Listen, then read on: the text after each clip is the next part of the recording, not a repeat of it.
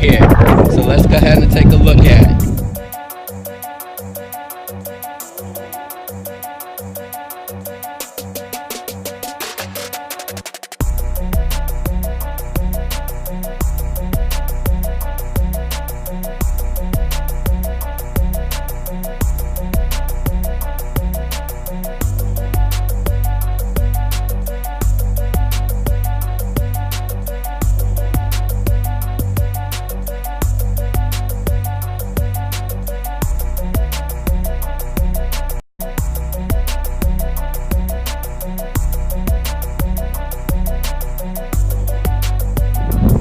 Know there's a lot of Q50 videos that's out there on the YouTube network, but you haven't seen my review of my car, and that's what I'm going to give you today. In this video, I'm going to discuss the things I like about this vehicle, the things I dislike about this vehicle, why I decided to purchase this vehicle, and my plans for modifying this vehicle.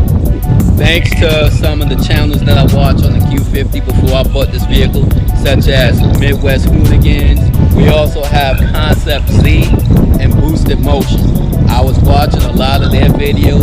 They have specific videos on the Q50, and they really opened my eyes of the things that the Q50 can do, that it's capable of, and a lot of the stuff is trial and error. And those guys, they paved the way. They're not the only ones, but they're the main ones that I watch. They paved the way, so they gave me a lot of ideas of what I can do with my vehicle. And I would like for you guys to come on the journey with me, where I take this vehicle from base stop to where I want it to be. So stay tuned, like, subscribe, share, and hit that bell icon for new notifications for videos. Thank you so much. Now, I did purchase this vehicle used. It had right around 14,000 miles on it. It's still a brand new vehicle. I consider it to be 3.0 turbo. That's the one I wanted to get. This is rear wheel drive, and it's also the Luxe edition. It doesn't have the navigation, but which I plan on adding navigation to it. And there's some things I want to discuss later on in this video about the infotainment center and the navigation as well. So yeah, without further ado, let's go inside and take a look at it. Okay, as you can see, black leather interior. It's not real wood grain, but it has a wood grain finish in the inside, as you can see.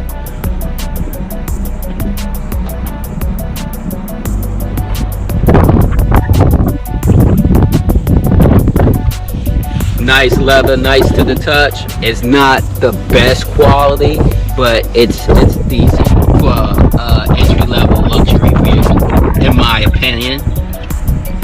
Let's take a look at the rear seat area. Okay, here's the back of the vehicle right here. Decent room, as you can see.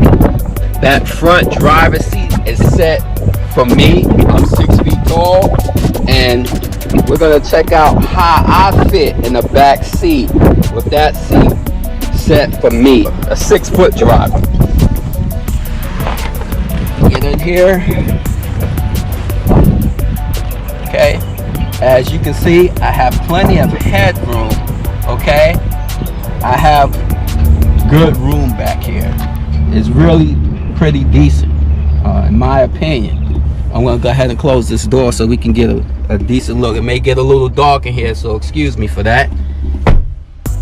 But I could spend some time back here on 2-3 hours if need be. I'm pretty comfortable. The seats are very comfortable. Leather, of course, not the best quality of leather, but it's a really good quality. The AC works really good. You have 2 AC vents back here, and that's pretty much it. We also have this center armrest right here with the kids leaving trash. If you got kids, you know you're gonna find stuff like that.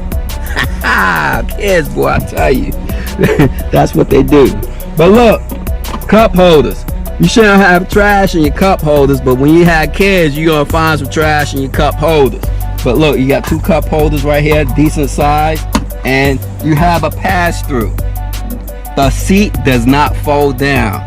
not in the Luxe like I previously stated. This is the Luxe edition. I think the premiums, the rear seat folds down. Not in this one, I don't think.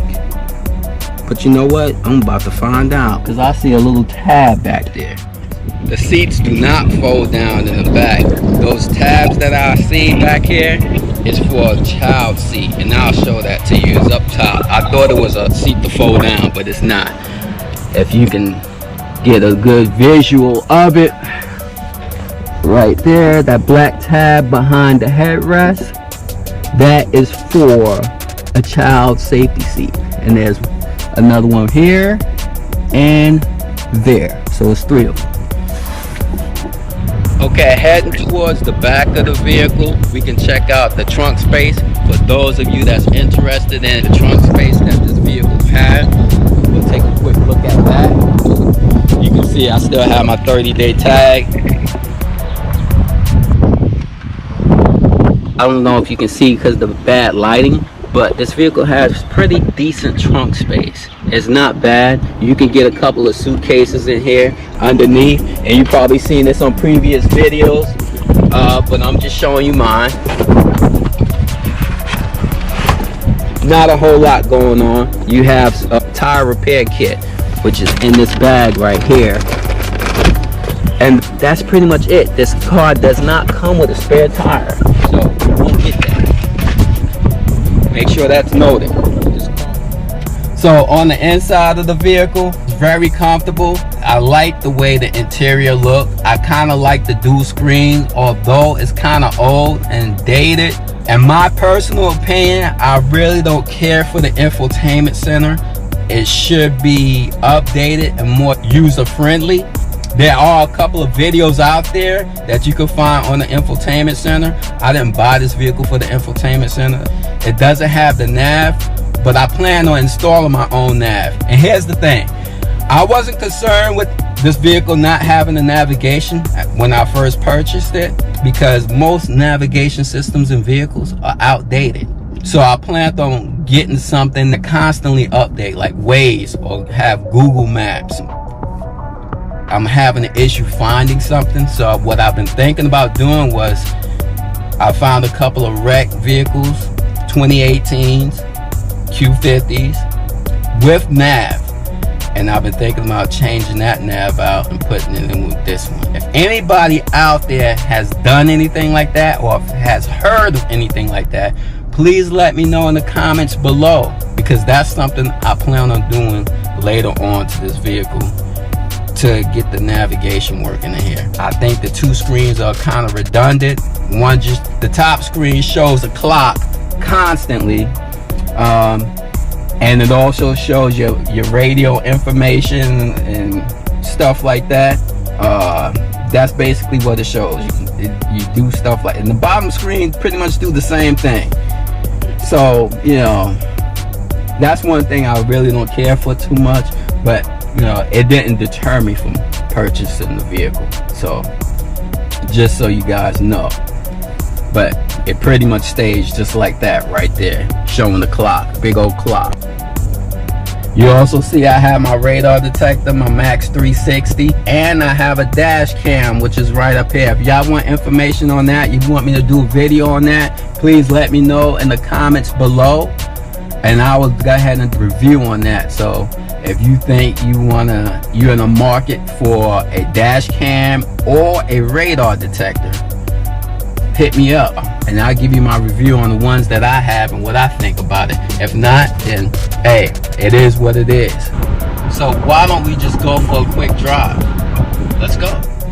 Another reason why I like this vehicle is the way it drives.